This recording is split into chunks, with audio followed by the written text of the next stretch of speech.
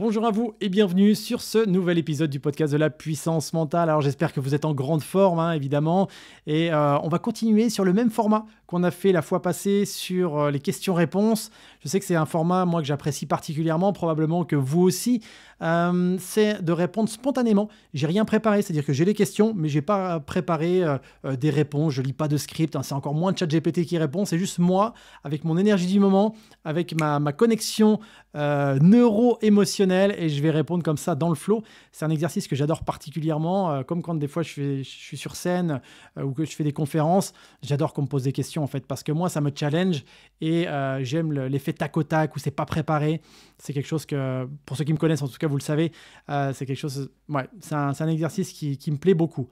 Alors aujourd'hui je vais répondre à un certain nombre de questions, mais avant ça, un grand merci à ceux qui ont pris le temps de mettre un maximum d'étoiles sur Spotify, Apple Podcasts, YouTube et les autres plateformes. Vraiment merci. Merci aussi à ceux qui prennent le temps. Je sais que des fois ça prend quelques secondes. En tout cas, moi ça me touche énormément quand vous partagez les épisodes que je propose, parce que évidemment ça permet d'avoir une plus grosse visibilité, mais au-delà de ça, ça permet aussi d'aider un maximum de monde. C'est l'objet de ce podcast, vous le savez, c'est d'aider un maximum de monde dans l'univers de la prépa mentale, dans l'univers de la puissance mentale. C'est apprendre à gérer ses émotions, sa confiance, son discernement, son passage à l'action, son lâcher-prise. Enfin bref, la liste est très longue. Et d'ailleurs, aujourd'hui, on va commencer par une première question que j'adore. La première question, c'est la suivante. Est-ce qu'on peut devenir trop fort mentalement et perdre sa sensibilité ? Qu'est-ce que vous diriez, vous, à ça ? C'est la question que je vous pose. Qu'est-ce que vous diriez à quelqu'un qui vous dit « Est-ce qu'on peut devenir trop fort mentalement et perdre ainsi sa sensibilité ?» Alors, si j'avais la personne en face de moi, je dirais, quand tu dis trop fort mentalement, tu veux dire quoi par là ? Parce que trop fort, c'est que voilà, c'est toujours en comparaison de quelque chose, de quelqu'un, d'une situation ou autre, je ne sais pas. Mais en tout cas, c'est toujours une comparaison. Et donc, trop fort par rapport à qui, quoi, etc. Et ce rapport que la personne fait entre être fort mentalement et perdre sa sensibilité. En fait, l'idée, c'est que justement, quand on est fort mentalement, on est capable d'avoir accès à sa sensibilité lorsqu'on le souhaite. Je me suis rendu compte, moi, au fur et à mesure du temps, que quand j'étais notamment dans la police, confronté à des situations extrêmement complexes et difficiles, vous savez, quand vous êtes face à une femme battue, face à un enfant qui vient de perdre ses parents, face à des braqueurs qui viennent de violenter une bijoutière et qui lui a éclaté la bouche. Enfin bref, toutes ces situations comme ça d'un quotidien de policier, finalement, rien d'exceptionnel pour un policier, mais en tout cas, des situations qui sont difficiles émotionnellement.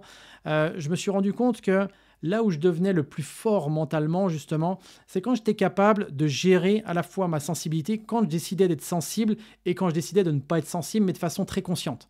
En gros, je décidais de me couper de mes émotions et je le faisais avec conscience, comme stratégie d'adaptation. Parce que quand vous êtes là pour annoncer, je me souviens d'une personne à qui j'avais annoncé que son gamin venait d'être renversé devant l'école par un chauffard alcoolisé, et que la personne avait pété les plombs et que je voyais toute la détresse dans ses yeux en fait. À ce moment-là, moi, j'étais en mode compassion, bienveillance, mais je m'étais coupé de mes émotions parce que je savais, me connaissant, que j'allais pleurer autant que la personne parce que je me mettais vraiment à sa place. Et là, poum, j'ai réussi à couper ces émotions-là, sachant que c'était quand j'étais encore en région parisienne. On était sur des années 2006-2007, vous voyez, donc c'était il y a quelques années quand même déjà. Il y a près de 20 ans, c'est un truc de fou. Mais déjà à ce moment-là, c'était mon souhait, moi, d'être plus fort mentalement, donc d'être capable de gérer mes émotions, ma sensibilité. Et donc, vous voyez, quand la personne me dit quand on devient trop fort mentalement, on perd sa sensibilité. Non, moi je pense que quand on devient fort mentalement, on est en capacité justement de maîtriser sa sensibilité. Moi je sais qu'aujourd'hui, ma sensibilité, elle m'aide énormément, que ce soit quand j'accompagne quelqu'un, pour le comprendre, pour voir aussi ce que lui ressent, mais je suis aussi en capacité de ne pas me mettre à la place de la personne, pour être noyé dans l'émotion comme la personne pourrait l'être. Donc l'idée, c'est vraiment que plus vous allez justement vous permettre d'être sensible et d'utiliser cette sensibilité à bon escient, parce qu'il y a des moments où on ne peut pas être sensible, c'est pas possible. Parce qu'on doit passer à l'action, et dans cette action, la sensibilité n'a pas sa place en réalité. C'est important de savoir quand est-ce que c'est le bon moment, quand est-ce que c'est pas le bon moment, à la fois pour soi et à la fois pour son entourage. Bon, là, je vous parle quand même de situations qui sont extrêmes, mais quand bien même, parfois, il y a des moments où c'est pas le moment d'être sensible et on se doit de passer à l'action. Je me souviens quand j'intervenais, et même quand je suis intervenu, j'étais plus policier, mais je suis intervenu sur des situations où là, c'était mode action. Et il n'y avait pas en mode, OK, qu'est-ce que je ressens au fond de moi, qu'est-ce que ça vient toucher. Non, c'était pas vraiment le moment en réalité. Donc l'idée n'est pas non plus d'être froid comme un robot, mais l'idée c'est d'être froid comme un robot quand on a décidé d'être froid comme un robot et on le fait avec conscience. Et puis c'est d'être aussi d'oser cette sensibilité quand on a décidé d'oser cette sensibilité sans être non plus submergé par ses émotions et en se laissant dépasser alors qu'on on l'a pas voulu. En fait, voilà. Et par contre, quand on a décidé d'être submergé par ses émotions, moi, je me souviens, suite à des grosses interventions vraiment très lourdes, je me souviens de rentrer chez moi et puis m'autoriser à pleurer. Et vraiment, même, j'allais même plus loin, je mettais de la musique pour pleurer, pour évacuer, pour évacuer, pour évacuer. Et encore maintenant, quand je vis vraiment des challenges importants, je sais qu'il y a des moments où j'ai besoin de lâcher la pression et là, je m'autorise pleinement. Ça va être en bougeant mon corps, en pleurant si j'ai envie de pleurer, en laissant évacuer les émotions que j'ai envie d'évacuer.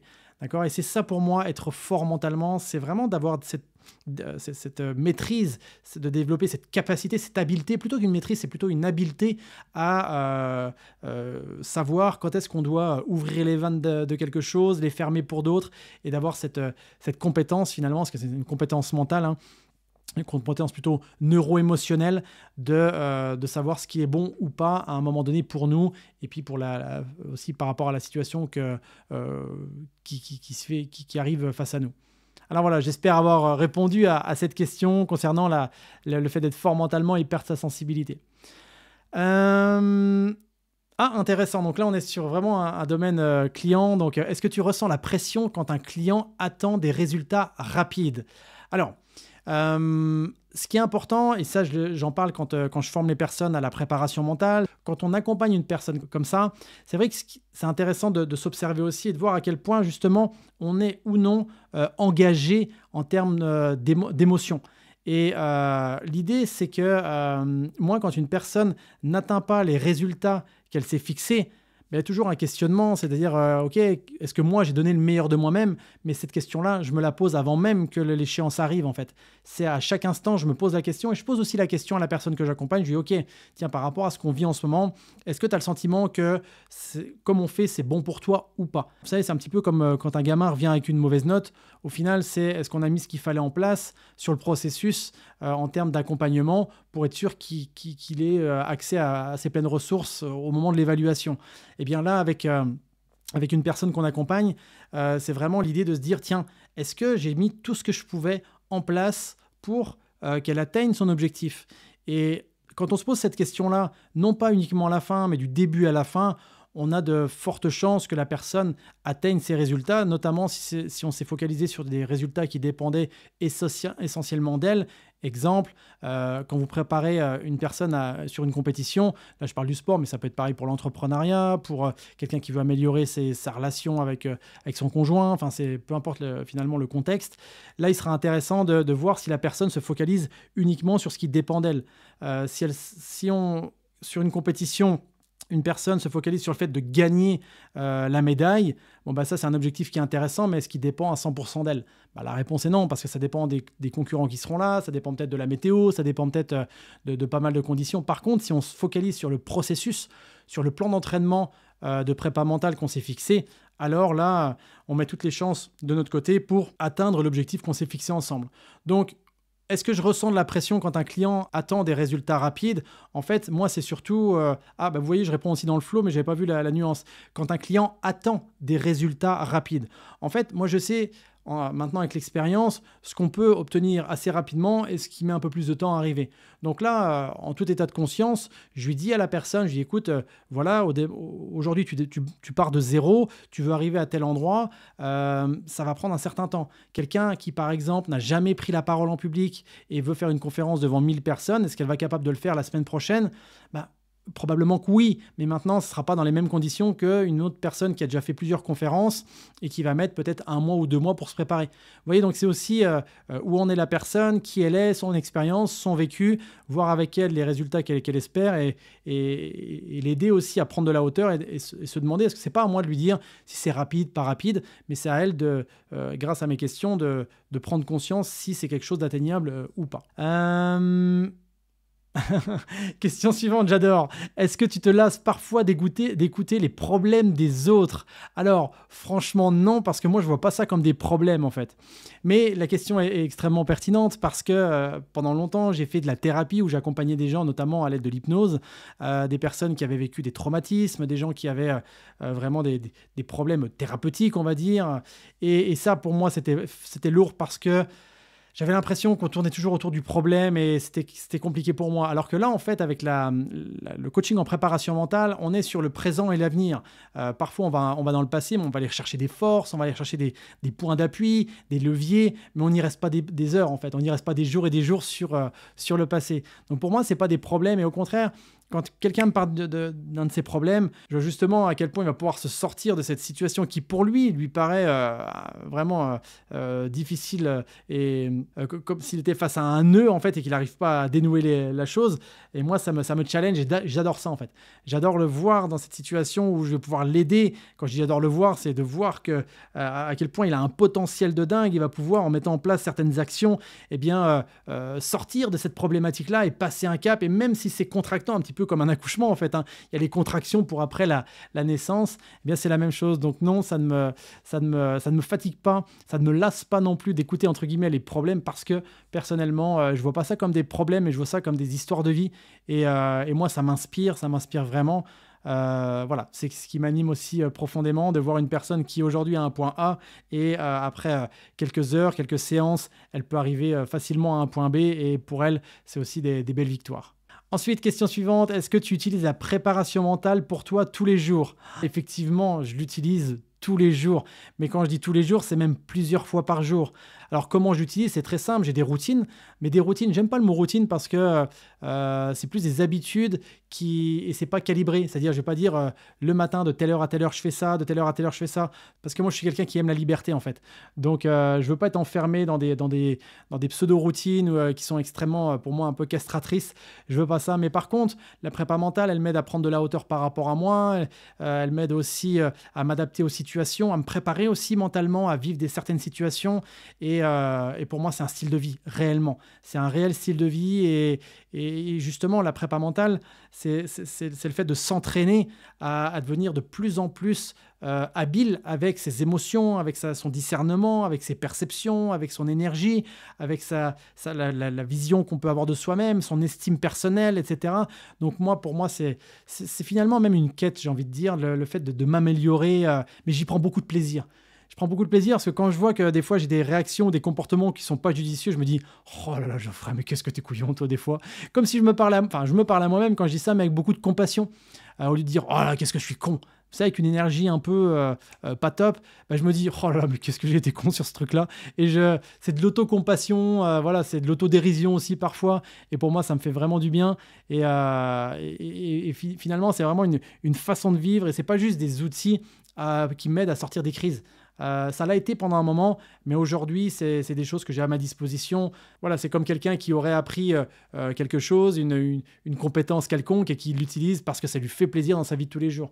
Moi, ça me permet toujours d'améliorer ma relation avec mes enfants, avec ma femme, avec mes collaborateurs, avec mes clients. Je ne suis pas parfait, hein, loin de là. Hein. Si, je suis parfait dans mon imperfection, mais je suis loin d'être parfait dans ma vie de tous les jours. Et donc, l'idée, c'est de m'améliorer et d'être aussi, de devenir de plus en plus bon dans la personne que je suis. Et pour ça, la prépa mentale, elle m'aide réellement tous les jours. Alors, dernière question et qui est... Oh là là, vous m'avez gâté avec vos questions. Est-ce que tu crois que tout le monde devrait faire de la prépa mentale, même sans problème particulier? Alors, justement, c'est un sujet qui est assez intéressant parce que très souvent... Je vois par exemple dans le sport de haut niveau, on fait appel à un préparateur mental quand ça va plus, quand ça va mal, quand il y a un problème de cohésion, quand il y a un problème de stress, quand il y a un problème de les personnes qui pètent les plombs, qui ont du mal à prendre des bonnes décisions sous pression. Mais en fait, on n'est pas là que pour réparer. On est là aussi pour construire, pour renforcer, pour aider la personne à grandir. Et moi, la plupart de mes clients en individuel, parce que j'ai d'un côté le côté formation, où je forme les gens à devenir des préparateurs mentaux, que ce soit, peu importe les domaines, que ce soit dans le sport, l'entreprise, l'entrepreneuriat, le management, pour travailler avec des particuliers, des institutions, peu importe, c'est vraiment vaste. À la fois, on est capable de faire du sur-mesure, mais ceci dit, quels que soient les domaines, d'accord, c'est vraiment des leviers qui sont hyper précis. Et de l'autre côté, donc en parallèle de ce côté formation, je vais y arriver, eh bien, il y a le côté coaching individuel. J'ai très peu de personnes en coaching individuel, par contre, j'en garde toujours. Donc, moi, j'accompagne 3 types de personnes en individuel, les dirigeants, les artistes et les athlètes de très haut niveau. D'accord ? Donc, vu que j'ai très peu de créneaux, je me focalise vraiment avec des publics très spécifiques. Et pour les gens qui viennent me voir et que ça ne répond pas à ces trois types de personnes-là, je les oriente vers des gens de ma team élite où j'ai vraiment confiance et je sais qu'ils proposent du très, très concret avec du très solide aussi. Donc, l'idée, c'est que quand une personne vient pour avoir de la prépa mentale, c'est pas forcément qu'elle va mal. Bien sûr, la prépa mentale peut aider quand ça va pas. Elle peut aider même après des blessures, bien sûr. Il y a tout un champ de compétences là-dedans. Mais on peut aussi, on peut aussi aider quand tout va bien. Parce qu'on a tout simplement l'objectif d'aller passer des caps. On peut avoir envie de s'améliorer sur certains points, d'améliorer sa confiance. Pas parce qu'une personne vient voir qu'elle n'a absolument pas confiance en elle. Elle peut déjà avoir confiance, mais elle sent que si elle avait gagné quelques degrés en plus dans sa confiance, dans sa capacité à gérer mieux son énergie, à passer à l'action d'une façon plus stratégique, à prendre des décisions alors que parfois le contexte est vraiment très compliqué autour d'elle. Bref, toutes ces habiletés mentales-là, on peut les travailler alors que si elle continuait comme elle fonctionne en ce moment, elle aurait toujours les mêmes résultats qui ne sont pas si mauvais que ça. Mais en tout cas, le fait de mettre de la prépa mentale va pouvoir l'aider à passer un cap. Donc, ce n'est pas un problème réel, mais en tout cas, c'est une volonté aussi d'évoluer. Enfin, quand j'ai noté problème dans la question, je répète la question, est-ce que tu crois que tout le monde devrait faire de la prépa mentale, même sans problème particulier ? Je suppose un problème égale vraiment quelque chose que l'on doit réparer. Donc si c'est ça ta question, non, il n'y a pas besoin d'avoir des problèmes ou d'être dans des situations compliquées pour utiliser la prépa mentale parce que, comme je l'ai dit et je le redis et je le redirai toujours, la prépa mentale, c'est un style de vie où on apprend justement à être vraiment tranquille, très tranquille et être capable de passer de 0 à 100 en termes d'énergie quand on en a besoin. D'accord ? Donc, c'est cette capacité d'adaptation, quels que soient les événements qu'on rencontre. Et d'adaptation, non pas en se laissant inspirer par un événement, mais quand je dis adaptation, c'est qu'on a décidé de s'adapter de cette façon-là. On va vers de l'énergie quand on a décidé d'accéder à cette ressource d'énergie. Et on est dans le calme quand on a décidé d'être calme. Donc, c'est vraiment cette capacité à aller d'un domaine, enfin d'un niveau à un autre. Donc la réponse, est-ce que tu crois que tout le monde devrait faire de la préparation mentale, même sans problème particulier ? Un immense oui. Et d'ailleurs, c'est quelque chose qu'on devrait même apprendre depuis son plus jeune âge. Un exemple, Betty, ma femme, pour ceux qui ne le savaient pas, Betty, je suis avec elle depuis plus de 25 ans, ça fait même 26 ans, 27, je ne sais plus, enfin bref, ça fait longtemps. Elle était professeure des écoles pendant 17 ans. Et elle proposait de la prépa mentale dans son école, c'est-à-dire elle apprenait aux gamins à gérer ses émotions, à apprendre vraiment à savoir ce qui se tramait au niveau neuro-émotionnel. Alors, elle n'utilisait pas les mots là, évidemment, mais quand ça n'allait pas bien, quand un gamin stressé avant un examen. Imaginez à quel point le monde pourrait être différent si on était capable de gérer sa confiance, d'avoir une meilleure gestion émotionnelle, d'être capable de dire les choses quand on a envie de le dire, de mettre en place des actions quand on a envie de les mettre en place. Bref, d'avoir accès tout le temps à ses pleines ressources, quelle que soit la situation. Ça serait plutôt cool, non ? Eh bien voilà, la prépa mentale permet vraiment ce genre de choses. Et donc, évidemment, pour moi, on aurait tout intérêt à apprendre la prépa mentale depuis le plus jeune âge. Et d'ailleurs, j'ai eu pas mal d'enseignants qui sont venus chez nous se former et qui, par la suite, le proposaient aussi d'enseignants à la fois en cours primaire et aussi en secondaire, etc., enfin collège et lycée, et qui ont appris aussi toutes ces dimensions-là à leurs élèves. Donc, c'est un grand oui. Tout le monde devrait faire de la prépa mentale. Et après, évidemment, vous avez la prépa mentale, mais les gens le proposent un peu à leur façon. Et moi, ce que je propose, c'est de la puissance mentale avec ma couleur, ma saveur. Donc voilà. Mais en tout cas, oui, c'est un grand oui par rapport à cette question. Alors voilà, par rapport aux différentes questions que j'ai pu recevoir, je verrai si je reproduis ce mode de questions-réponses. Dites-moi d'ailleurs si ça vous plaît. N'hésitez pas aussi à m'envoyer vos questions, que ce soit sur les réseaux ou par mail, hein. Sur les réseaux, vous pouvez me retrouver sur Instagram, Puissance Mentale, sur YouTube, sur Facebook. Il y a un groupe privé aussi Facebook. Bref, si vous cherchez Puissance Mentale, normalement, vous devriez tomber facilement sur ce que je propose. Quoi qu'il en soit, je vous remercie vraiment pour votre écoute. J'espère que ça vous a aidé de près ou de loin, et en tout cas que vous avez passé un bon moment en ma compagnie. Quoi qu'il en soit, prenez bien soin de vous. Prenez soin évidemment aussi des gens qui vous entourent et aussi prenez soin de vos projets et de votre avenir. Je vous dis à très vite. Bye tout le monde.